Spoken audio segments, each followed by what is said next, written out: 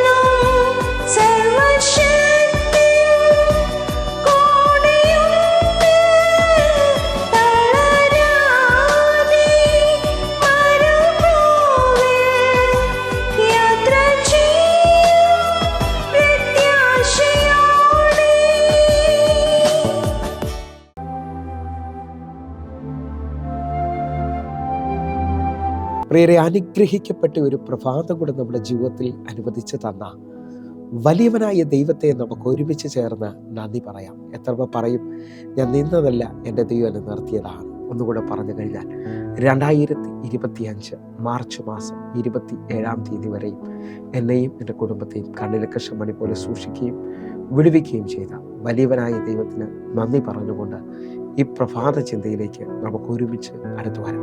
അനർത്ഥങ്ങളിൽ നിന്ന് വിടുവിക്കുന്ന ദൈവം. പ്രിയരെ, പ്രാരംഭ വാക്യത്തിലേക്ക് സങ്കീർത്തനം 34-ാം അധ്യായം അതിൻ്റെ 19-ാമത്തെ വാക്യം. നീതിമാന്റെ അനർത്ഥങ്ങൾ അസംഖ്യമാകുന്നു, അവ എല്ലാറ്റിൽ നിന്നും യഹോവ അവനെ വിടുവിക്കും.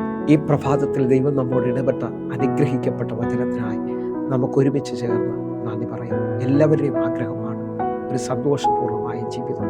എന്നാൽ ഈ ലോകത്തിൽ നാം നമുക്ക് ചുറ്റുപാടുമൊന്ന് തിരിഞ്ഞു നോക്കിയാൽ അനേകർ ചെയ്യാത്ത തെറ്റുകളിൽ അല്ലെങ്കിൽ അനേക പ്രശ്നങ്ങളിലൂടെ അനേക അനർത്ഥങ്ങളിലൂടെ കടന്നു പോകുന്നത് കാണാൻ കഴിയും. എന്നെ കേൾക്കുന്നവരെ, നമ്മുടെ ജീവിതത്തിനകത്ത് വരുന്ന കഷ്ടതയിൽ നിന്നും കണ്ണുനീരിൽ നിന്നും പൂർണ്ണമായും നമ്മുടെ ദൈവത്തിന് നമ്മെ വിടുവിക്കാൻ കഴിയും. ഇതാ സങ്കീർത്തനക്കാരൻ പറയാണ്, നീതിമാന്റെ അനർത്ഥങ്ങൾ അസംഖ്യമാണ്, എന്നാൽ യഹോവ അവയിൽ നിന്ന് എല്ലാറ്റിൽ നിന്നും അവനെ വിടുവിക്കുന്നു. നിങ്ങൾ വിശ്വസിച്ചാട്ടെ, നമ്മുടെ കണ്ണുനീരിൽ നിന്നും ദൈവത്തിന് നമ്മെ വിടുവിക്കുവാൻ കഴിയും. 34-ാം സങ്കീർത്തനം അതിൻ്റെ 6-ാമത്തെ വാക്യം ശ്രദ്ധിക്കണം. ഈ എളിയവൻ നിലവിളിച്ചു, യഹോവ കേട്ടു, അവന്റെ സകല കഷ്ടങ്ങളിൽ നിന്നും അവനെ രക്ഷിച്ചു. ഇതാ സങ്കീർത്തനക്കാരൻ പറയുകയാണ്, നമ്മുടെ നിലവിളിയിൽ, നമ്മുടെ പ്രാർത്ഥനയിൽ നാം അനുഭവിക്കുന്ന മുഴുവൻ കഷ്ടതയിൽ നിന്നും അനർത്ഥങ്ങളിൽ നിന്നും ദൈവത്തിന് നമ്മെ വിടുവിക്കാൻ കഴിയും. ഒന്നുകൂടെ നിങ്ങൾ ശ്രദ്ധിച്ചു നോക്കിയാൽ 1 ദിനവൃത്താന്തം 4-ാം അധ്യായം 9-10 വാക്യങ്ങൾ ശ്രദ്ധിക്കണമേ. എബേസ് തൻ്റെ സഹോദരന്മാരെക്കാൾ ഏറ്റവും മാന്യനായിരുന്നു. അവൻ്റെ അമ്മ, ഞാൻ അവനെ വ്യസനത്തോട് പ്രസവിച്ചു എന്ന് പറഞ്ഞ് അവന് എബേസ് എന്ന് പേരിട്ടു. 10-ാമത്തെ വാക്യം. എബേസ് ഇസ്രായേലിന്റെ ദൈവത്തോട്, നീ എന്നെ നിശ്ചയമായും അനുഗ്രഹിച്ച് എൻ്റെ അതിര് വിശാലമാക്കുകയും നിന്റെ കൈ എന്നോടുകൂടെ ഇരുന്ന അനർത്ഥം എനിക്ക് വ്യസന കാരണമായി തീരാതെ വണ്ണം എന്നെ കാക്കുകയും ചെയ്താൽ കൊള്ളാമായിരുന്നു എന്ന് അവൻ അപേക്ഷിച്ചതിനെ ദൈവം അവന് നൽകി. പ്രിയരെ, ഈ വാക്യം എല്ലാവർക്കും സുപരിചിതമാണ്. നിങ്ങൾ ശ്രദ്ധിച്ചു നോക്കണം. എബേസ് തൻ്റെ ജനനം മുതലേ ഒരു വ്യസനപുത്രനായിരുന്നു. ജീവിതത്തിനകത്ത് അല്ലെങ്കിൽ അമ്മ അവൻ്റെ ജീവിതത്തിൽ അല്ലെങ്കിൽ അവൻ്റെ ജനനത്തോടുകൂടെ കണ്ണുനീര് മാത്രമാണ് കണ്ടെന്നാണ് ഞാൻ വിശ്വസിക്കുന്നത്. ഇതേപോലെ ചിലരെന്നെ കേൾക്കുന്നുണ്ട്. ജനിച്ച ആ നാൾ മുതൽ ആ വീട്ടിനകത്ത് വലിയ അനർത്ഥങ്ങളും വിഷമങ്ങളും വേദനകളും പ്രതികൂലങ്ങളും മാത്രമല്ല, അതൊന്നും കണ്ടിട്ടില്ല. ഹല്ലേലൂയ. അവരെ സ്വന്തം വീടിനെ മാതാപിതാക്കളെ പഠിച്ച് ഇന്നും ജീവിക്കുമ്പോൾ നിങ്ങളുടെ സ്ഥിതിയെ മാറ്റുവാൻ ദൈവത്തിന് കഴിയുമെന്ന് നിങ്ങൾ തിരിച്ചറിയുക. യേശു നിങ്ങളെ പൂർണ്ണമായി വിടുവിക്കാൻ തയ്യാറാകുന്നു. എബേസ് ഒരു സത്യം മനസ്സിലാക്കി എബേസ് ഇസ്രായേലിന്റെ ദൈവത്തോട് പ്രാർത്ഥിക്കുകയാണ്, നീ എന്നെ നിശ്ചയമായും അനുഗ്രഹിച്ച് എൻ്റെ അതിരുകൾ വിശാലമാക്കുകയും നിന്റെ കൈ എൻ്റെ കൂടെ ഇരുന്ന അനർത്ഥം എനിക്ക് വ്യസന കാരണമായി തീരാതെ വണ്ണം എന്നെ കാക്കുകയും ചെയ്താൽ കൊള്ളമായിരുന്നു. അവൻ്റെ പ്രാർത്ഥനയ്ക്ക് ദൈവം അവന് മറുപടി കൊടുക്കുകയാണ്. നിങ്ങൾ വിശ്വസിക്കാൻ പറ്റുമെങ്കിൽ വീണ്ടും നാളെ നിൽക്കുന്ന തകർച്ചകൾ, ഹല്ലേലൂയ, പെട്ടെന്നാണ് നമ്മുടെ വീട്ടിൽ, നമ്മുടെ ജീവിതങ്ങളിൽ അനർത്ഥങ്ങൾ വരുന്നത്. ഹല്ലേലൂയ, ഇതേപോലെ സാമ്പത്തികമായ തകർച്ച, ജോലി നഷ്ടമായി പോയത്, ബാത്റൂമിലേക്ക് കയറിയപ്പോൾ വീണ അനുഭവങ്ങൾ, കൈകാലുകൾ ആക്സിഡൻറ്റിൽ ഒടിഞ്ഞു പോവുകയും തകർന്നു പോവുകയും ചെയ്ത് ഇന്നും എഴുന്നേക്കാൻ പറ്റാത്ത ഒത്തിരി അനർത്ഥങ്ങളിൽ കടന്നു പോകുന്നവരെന്നെ കേൾക്കുന്നുണ്ട്. നിങ്ങൾ ഈ സമയത്ത് കണ്ണുനീരോടൊന്ന് പ്രാർത്ഥിക്കാൻ പറ്റുമെങ്കിൽ നമ്മുടെ അവസ്ഥകൾക്ക് ദൈവത്തിന് മാറ്റാൻ കഴിയും. നമ്മുടെ അവസ്ഥകൾക്ക് ദൈവത്തിന് മാറ്റം വരുത്താൻ പറ്റും. നാം കടന്നു പോകുന്ന എല്ലാ പ്രതികൂലത്തിനകത്തും അനർത്ഥത്തിനകത്തും നമുക്ക് പ്രാർത്ഥനയിൽ ജയം പ്രാപിക്കാൻ പറ്റും. വിശ്വസിക്കുന്നവരുണ്ടെങ്കിൽ ഒരുമിച്ച് എൻ്റെ കൂടെ ചേർന്ന് നമുക്ക് പ്രാർത്ഥിക്കാനാണ് പറ്റുന്നത്. പ്രിയരെ, പ്രാർത്ഥന ദൈവം കേൾക്കും, നമ്മുടെ നിലവിളി ദൈവം കേൾക്കും. ഒന്നുകൂടെ പറഞ്ഞാൽ, അപ്പോസ്തല പ്രവൃത്തി 12-ാം അധ്യായത്തിൽ ഹെരോദാവ് യാക്കോബിനെ കൊന്നു. അത് യഹൂദന്മാർക്ക് പ്രസാദമായി എന്ന് കണ്ടപ്പോൾ അവൻ പത്രോസിനെ പിടിച്ചു. പത്രോസിനെ കൊല്ലുമെന്നുള്ളത് ഉറപ്പാണ്. എന്നാൽ ആ രാത്രിയിൽ സഭ ശ്രദ്ധയോടെ പ്രാർത്ഥിക്കുകയാണ്. ആ രാത്രിയിൽ ഹെരോദാവിൻ്റെ ചിന്തകൾക്കും അപ്പുറത്തായി കാരാഗ്രഹത്തിൻ്റെ പൂട്ടുകളെ തുറന്നുകൊണ്ട് ഇതാ പത്രോസിൻ്റെ ദൂതൻ പുറത്തു കൊണ്ടുവരികയാണ്. നിങ്ങൾ പ്രാർത്ഥിക്കാമെങ്കിൽ ഇതുവരെയും ശത്രു നിങ്ങളുടെ ജീവിതത്തിനകത്ത് നന്മ ആഗ്രഹിക്കാതെ അനർത്ഥങ്ങൾ ആഗ്രഹിക്കുന്ന ഒത്തിരി കണ്ണുകളുണ്ടാകാം. നമ്മുടെ എഴുന്നേൽപ്പോ നമ്മുടെ ഉയർച്ചയോ കാണാൻ പറ്റാത്ത ഒത്തിരി എതിർപ്പുകൾ നിങ്ങളുടെ ദേശത്തിൽ കാണാം. എന്നാൽ ഇതാ പ്രാർത്ഥനയിൽ അതിനെ ജയിക്കുവാൻ കഴിയും. ഒന്നുകൂടെ ആഴമായി ശ്രദ്ധിക്കാൻ പറ്റുമെങ്കിൽ ഇതാ പഴയ നിയമത്തിൽ യോസേഫ് പറയുന്നത് നിങ്ങൾ ശ്രദ്ധിക്കണം.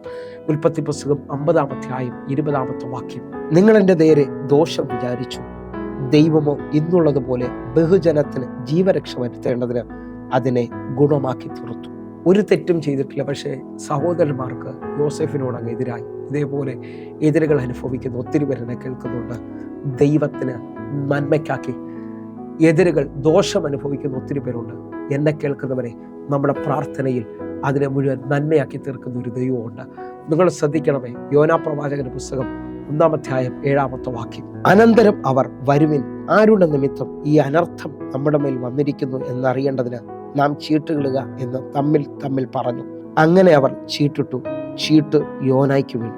എന്നെ കേൾക്കുന്നവരെ, അവർ തമ്മിൽ പറയാണ്, ആരുടെ നിമിത്തമാണ് ഈ അനർത്ഥം വന്നിരിക്കുന്നത്. ചില ഭവനങ്ങളിൽ ചിലവരെ മേളിൽ അവരെന്തു ചെയ്താലും അനർത്ഥത്തിലേ അത് തീരത്തുള്ളൂ. സങ്കടത്തിലും പ്രശ്നത്തിലും തോൽവിയിലുമാണ് മാറുന്നത്. എന്നാൽ നമുക്ക് ഒരുമിച്ചൊന്ന് പ്രാർത്ഥിക്കാം പ്രിയരെ. ഈ പ്രഭാതത്തിൽ അനർത്ഥങ്ങളെ നീക്കുന്ന ഒരു ദൈവം. ഒന്നുകൂടെ നിങ്ങൾ ശ്രദ്ധിച്ചു നോക്കണം. യോബിന്റെ പുസ്തകം 21-ാം അധ്യായം 30-ാമത്തെ വാക്യം, അനർത്ഥ ദിവസത്തിൽ ദുഷ്ടൻ ഒഴിഞ്ഞു പോകുന്നു, ക്രോധ ദിവസത്തിൽ അവർക്ക് വിടുതൽ കിട്ടുന്നു. ഇത് യോബ് പറയാണ്, അനർത്ഥ ദിവസത്തിൽ ദുഷ്ടൻ ഒഴിഞ്ഞു പോവുകയാണ്, ക്രോധ ദിവസത്തിൽ അവർക്ക് വിടുതൽ കിട്ടുന്നു. നിങ്ങൾ വിശ്വസിച്ച് ഏത് അനുഭവത്തിലാണ്, കണ്ണുനീരിലാണ്, സാമ്പത്തിക തകർച്ചയിലാണ്, വിഷമത്തിലാണ് ഈ പ്രഭാതത്തിൽ എന്നെ കേൾക്കുന്നെങ്കിലും ഇത് അനർത്ഥം നീങ്ങുവാൻ പോവുകയാണ്. ആ ക്രോധത്തിൽ വിടുതൽ വെളിപ്പെടാൻ പോവുകയാണ്. ഒന്ന് കണ്ണുകൾ നടക്കാൻ നമുക്ക് പ്രാർത്ഥിക്കാം. ഞങ്ങളെ സ്നേഹിക്കുന്ന ഞങ്ങളുടെ നല്ല ദൈവമേ, ഒരു പൂർണ്ണ വിടുതൽ ഇന്ന് എന്നെ കാണുന്ന, എന്നെ കേൾക്കുന്ന ഓരോ മക്കൾക്കുമായി വെളിപ്പെടട്ടെ. അത്ഭുതങ്ങൾ വെളിപ്പെടട്ടെ. യേശുവിൻ്റെ നാമത്തിൽ ഞാൻ പ്രാർത്ഥിക്കുന്നു. എന്നെ കാണുന്ന ഓരോ ദൈവമക്കളും ഇന്ന് വിടുതലുകൾ കാണട്ടെ.